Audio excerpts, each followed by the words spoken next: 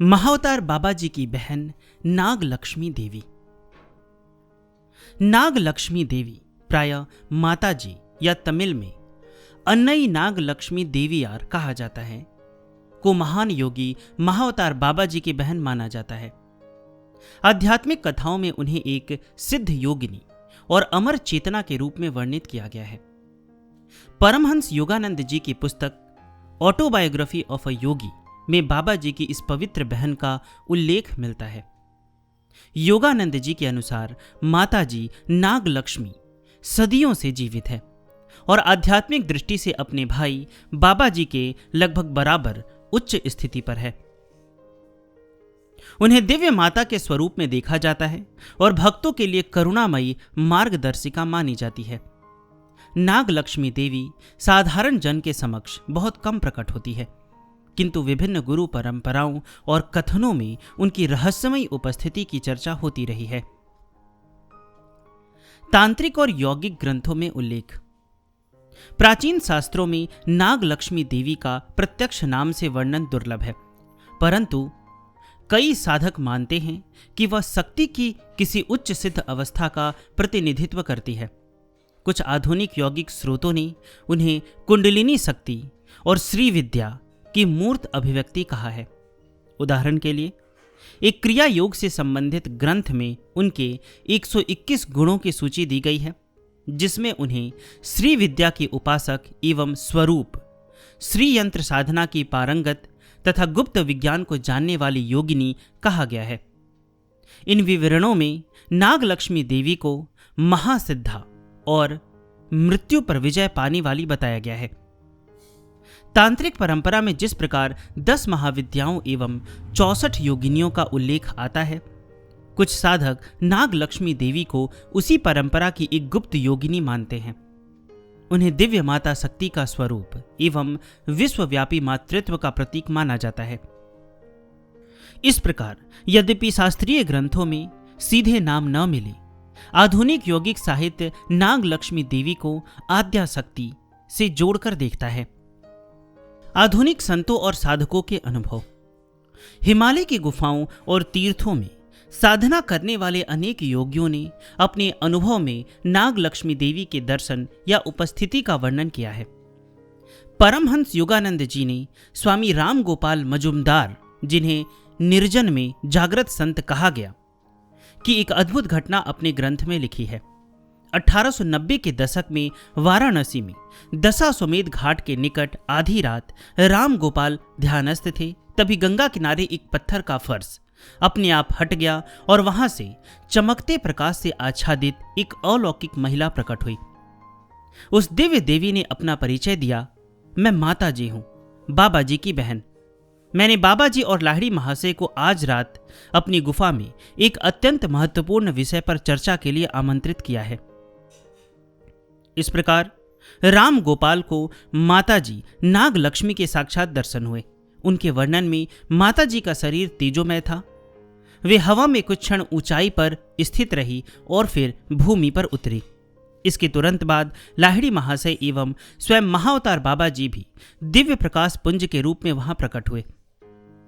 उन तीनों महान आत्माओं की उपस्थिति में राम गोपाल ने देखा कि बाबा जी अपनी देह त्यागने की इच्छा व्यक्त करते हैं, जिसे सुन माता जी ने करुणा भरे परंतु स्पष्ट शब्दों में उन्हें ऐसा न करने का अनुरोध किया।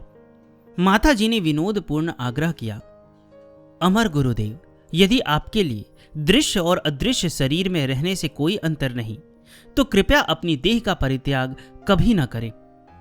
माता जी के इस निवेदन पर बाबा जी ने गंभीरता से प्रतिज्ञा की कि वे अपनी भौतिक देह को युगों तक धारण रखेंगे और कम से कम कुछ सत्पुरुषों को दर्शन देते रहेंगे। यह पूरी घटना स्वयं राम गोपाल के लिए अत्यंत आश्चर्यजनक और दिव्य अनुभव थी। योगानंद जी लिखते हैं कि इस वचन के साक्षी बनकर राम गोपाल धन्य हो गए, क्योंकि उनकी लंबे समय से व्यक्त इच्छा बाबा जी और उनकी बहन के दर्शन उस रात पूर्ण हुई। योगानंद जी के ग्रंथ के फुटनोट में स्पष्ट किया गया है कि माता जी सदियों से जीवित है। आध्यात्मिक उन्नति में वे लगभग अपने भाई के बराबर है। वे वाराणसी के दशाश्वमेध घाट के निकट एक गुप्त भूमिगत गुफा में निरंतर समाधि में लीन रहती है। इस वृतांत से आधुनिक साधकों को पहली बार नाग लक्ष्मी देवी यानी माता जी के अस्तित्व का विश्वसनीय संकेत मिला। विभिन्न भारतीय संतों ने भी प्रत्यक्ष या अप्रत्यक्ष रूप से ऐसी दिव्य योगिनी के अस्तित्व को स्वीकारा है। लाहिड़ी महाशय स्वयं उक्त घटना के सहभागी थे। उन्होंने बाबा जी और माता जी के साथ उस रात वार्ता की, यद्यपि उन्होंने इसे सार्वजनिक नहीं किया। स्वामी प्रभानंद जी ने ये कहानी योगानंद जी को सुनाई थी। एक अन्य प्रसंग में बंगाल के साधक स्वामी विशुद्धानंद परमहंस जी, जिन्हें गंध बाबा के नाम से जाना जाता है, ने हिमालय के एक गुप्त आश्रम ज्ञानगंज में कई वर्षों तक सिद्धों की संगति में साधना करने की बात सार्वजनिक की थी। उन्होंने इशारों में उल्लेख किया कि हिमालय के उन गूढ़ लोकों में स्त्री एवं पुरुष दोनों प्रकार की अमर सिद्ध आत्माएं रहती है। ऐसे विवरणों से संकेत मिलता है कि भारतीय संत समाज ने लंबे समय से हिमालय में रहने वाली सिद्ध योगिनियों की संभावनाओं को स्वीकारा है। नाग लक्ष्मी देवी को कई लोग उन्हीं दिव्य आत्माओं में से एक मानते हैं। कुछ कथाओं के अनुसार बाबा जी के एक अन्य शिष्य स्वामी प्रभानंद, जिन्हें दो शरीर वाले संत कहा गया, ने भी बाद में पुनर्जन्म लेकर बाबा जी माता जी की शरण में पहुंचकर अमरत्व प्राप्त किया। इन सभी आधुनिक अनुभवों से नाग लक्ष्मी देवी की छवि एक ऐसी रहस्यमय योगिनी की बनती है जो युगों से हिमालय और काशी में साधना में लीन है, पर आवश्यक होने पर भक्तों और गुरुओं के बीच प्रकट होकर मार्गदर्शन देती है। विदेशी साधकों और लेखकों की गवाही। पश्चिमी दुनिया में नाग लक्ष्मी देवी के विषय में जानकारी प्रमुखतः उन पुस्तकों से फैली जो अंग्रेजी में प्रकाशित हुई। परमहंस योगानंद जी की ऑटोबायोग्राफी ऑफ अ योगी ने पहली बार अंतर्राष्ट्रीय पाठकों को बाबा जी और उनकी बहन की कथा से परिचित कराया। इसके बाद 1950 के दशक में चेन्नई के योगी वीटी नीलकंठन और योगाचार्य SAA राय अय्यर द्वारा रचित द वॉइस ऑफ बाबाजी नामक त्रय प्रकाशिक हुई, जिसमें बाबा जी के प्रत्यक्ष संदेश और जीवन से जुड़े वृत्तांत थे। इन पुस्तकों में वर्णित एक घटनाक्रम के अनुसार 1953 में कुछ साधकों ने बद्रीनाथ क्षेत्र में बाबा जी के गुप्त आश्रम के दर्शन किए। वहां गौरी शंकर पीठम नामक आश्रम में बाबा जी के संग कुछ शिष्य रहते थे, जिनमें उनकी बहन अन्नई नाग लक्ष्मी देवियार भी शामिल थी। उस विवरण के अनुसार माता जी नाग लक्ष्मी ने ही आश्रम की व्यवस्था संभाल रखी थी और वे प्रत्येक दोपहर साधकों के लिए सात्विक भोजन बनवाती थी। प्रत्यक्षदर्शियों ने उन्हें सफेद साड़ी धारण किए हुए देखा। उनका वर्ण गौर एवं कांति दीप्तिमान थी और वे बाबा जी से लंबी व असाधारण रूप से सुंदर थी। आश्रमवासी माता जी को अत्यंत आदर से दिव्य माता की तरह पूजते हैं और उन्हें ब्रह्मांडीय शक्ति का साक्षात अवतार मानते हैं। इस अंग्रेजी स्रोत में बताया गया है कि बाबा जी की इस बहन ने भी अपने भाई के मार्गदर्शन में कठिन योग साधना करके पूर्ण शरीरोद्धार सहित अमरत्व प्राप्त कर लिया है। बाबा जी के शिष्यों में केवल दो ने यह अमर अवस्था पाई, एक स्वामी प्रभानंद, जिन्हें वहां दादाजी कहा गया, और दूसरी अन्नई नाग लक्ष्मी यानी माताजी। यह विवरण वॉइस ऑफ बाबाजी ग्रंथ के रूप में पश्चिमी जगत में प्रचलित हुआ और बाद में मार्शल गोविंदन जैसे शोधकर्ताओं ने भी अपनी किताब बाबाजी एंड द 18 सिद्ध क्रिया योगा ट्रेडिशन में इन्हें संकलित किया। इन पुस्तकों का लिंक मैं डिस्क्रिप्शन में दे दूंगा, अगर आप पढ़ना चाहते हैं तो प्राप्त करके पढ़ सकते हैं। पश्चिमी साधकों ने भी समय समय पर नाग लक्ष्मी देवी से जुड़े अपने अनुभव साझा किए हैं। कई अंतर्राष्ट्रीय क्रिया योग केंद्रों में उन्हें कृपा माताजी नाग लक्ष्मी कहकर आवाहन किया जाता है। एक उदाहरण में स्वामी विश्वानंद यानी मॉरिशस में जन्मे एक योगी की एक शिष्या ने 2014 में दावा किया कि ध्यान के दौरान बाबा जी की या माता जी उनके माध्यम से बोली। उस संदेश में माता जी ने कहा कि यदि तुम श्रद्धापूर्वक मेरा नाम लेकर मुझे 3 बार पुकारोगे तो मैं तुम्हारे पास उपस्थित हो जाऊंगी। ऐसे अनुभव प्रत्यक्ष वैज्ञानिक प्रमाण नहीं है, किंतु विदेशी भक्तों के बीच यह धारणा मजबूत है कि नाग लक्ष्मी देवी सूक्ष्म रूप से साधकों का मार्गदर्शन करती है। अमेरिकी लेखिका कैथरीन कार्लसन लिखती है कि माताजी और बाबाजी समय समय पर भक्तों को आध्यात्मिक या भौतिक रूप में दर्शन देते हैं। माताजी आध्यात्मिक स्तर पर बाबाजी की समानता रखती है, परंतु उन्होंने स्वयं को उनके शिष्य के रूप में स्थापित किया है और ध्यान में विद्यार्थियों की सहायता करती है। यह टिप्पणी दर्शाती है कि पश्चिमी आध्यात्मिक समुदाय नाग लक्ष्मी देवी को बाबाजी की सहचर तथा दिव्य माता के रूप में स्वीकार करता है। इन पुस्तकों और लेखों में कई बार स्रोत का नाम लेकर उदाहरण भी दिए गए हैं, जैसे लव बिगेट्स लव, क्रिया माताजी नाग लक्ष्मी, प्रेम प्रेम को जन्म देता है, जो यह इंगित करता है कि उनके उपदेश भी प्रेम और करुणा पर केंद्रित है। कुल मिलाकर विदेशी साधकों की गवाहियों ने नाग लक्ष्मी देवी के रहस्यमय व्यक्तित्व को विश्व भर के योगाभ्यासियों तक पहुंचाया है और उन्हें महाअवतार बाबाजी के आध्यात्मिक विरासत का अभिन्न अंग बताया है। हिमालय के संभावित गुप्त स्थल। नाग लक्ष्मी देवी से जुड़े उल्लेख कुछ विशेष स्थलों की ओर इशारा करते हैं, जिनका भौगोलिक महत्व भी है। वाराणसी का दशाश्वमेध घाट एक ऐसा स्थान है जहां उनकी उपस्थिति दर्ज हुई थी। माना जाता है कि गंगा किनारे स्थित किसी गुप्त भूमिगत गुफा में, जो दशाश्वमेध घाट के आसपास है, माताजी वर्षों तक समाधिस्थ रही। हिमालय क्षेत्र में बद्रीनाथ धाम के निकट स्थित बाबा जी के गौरी शंकर पीठम आश्रम का उल्लेख आता है, जहां 20वीं सदी मध्य में कुछ साधकों को बाबा जी माता जी के दर्शन हुए थे। बद्रीनाथ स्वयं प्राचीन काल से साधना स्थली रहा है। ऐसी मान्यता है कि बाबा जी अपने समूह सहित वहीं कहीं गुप्त रूप से निवास करते हैं। उसी वर्णन में गुप्त काशी यानी उत्तराखंड का एक तीर्थ स्थान का भी जिक्र है। कहा गया है कि माताजी नाग लक्ष्मी कभी कभी गुप्त काशी में भी विराजमान होती है। गुप्त काशी नाम का शाब्दिक अर्थ ही छिपा हुआ काशी है, जिससे संकेत मिलता है कि वह स्थल भी किसी गुप्त आध्यात्मिक शक्ति का केंद्र हो सकता है।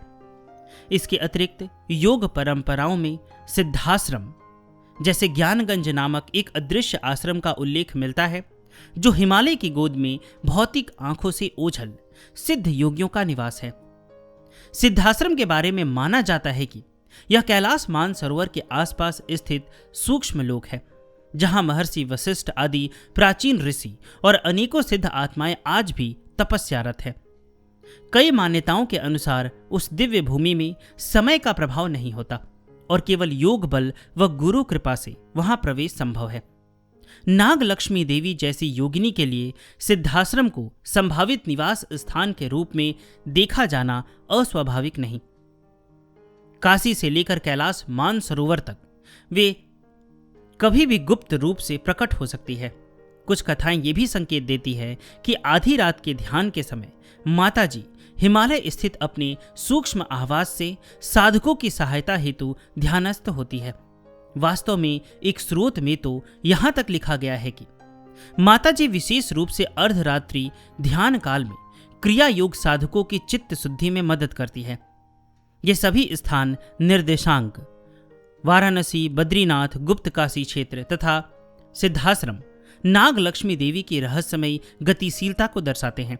मानो वह एक साथ कई स्थानों पर उपस्थित होकर भी प्रकट अप्रकट रह सकती है।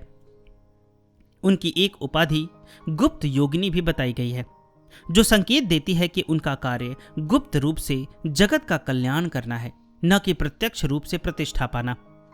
उपर्युक्त सभी स्रोतों और कथनों को समग्र रूप से देखें तो नाग लक्ष्मी देवी का व्यक्तित्व आध्यात्मिक रहस्य से आवृत एक दिव्य योगिनी के रूप में उभर कर आता है।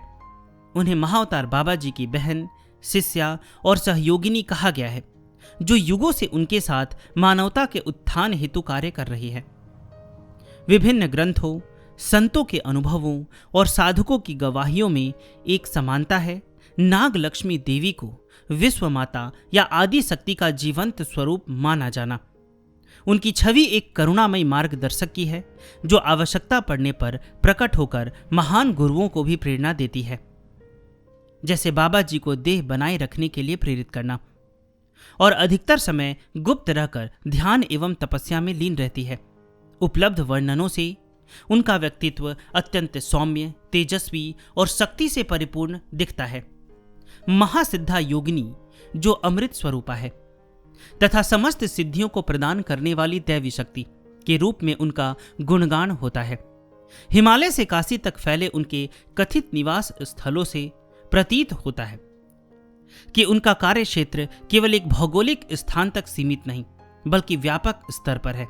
भक्तजन उन्हें याद करके आवाहन करते हैं और मानते हैं कि उनकी कृपा सूक्ष्म तरंगों के माध्यम से पहुंचती है। नाग लक्ष्मी देवी की कथा हमें योग परंपरा में नारी शक्ति के गौरवपूर्ण स्थान का भी आभास कराती है।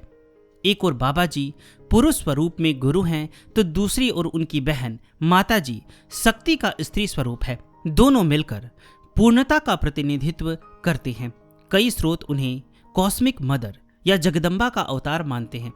समग्र दृष्टिकोण यह है कि नाग लक्ष्मी देवी का अस्तित्व भले ही सामान्य इतिहास में प्रमाणित न हो, लेकिन योगियों और साधकों के साक्ष्यों में वह सजीव हैं।